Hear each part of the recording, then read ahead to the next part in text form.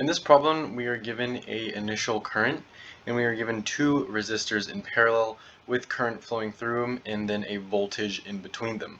We can write that our voltage is in this direction and also that our current is going in this direction. So they are going in the same direction.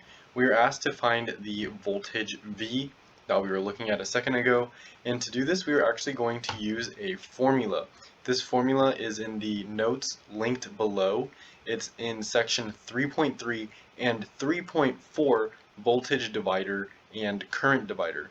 This formula is given to us as V is equal to resistance 1 times resistance 2 divided by R1 plus R2 times the initial current. This is what our formula is going to look like. V is what we want to find, and the reason why it's R1 times R2 divided by R1 plus R2 is because our resistors are in parallel, and then we are just multiplying our current.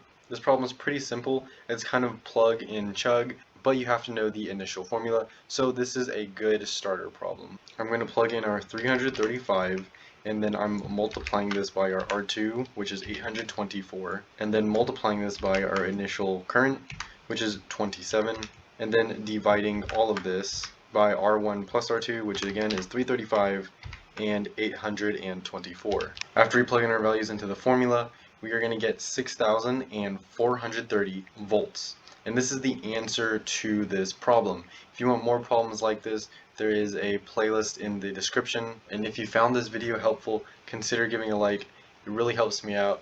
And good luck on the rest of your studies.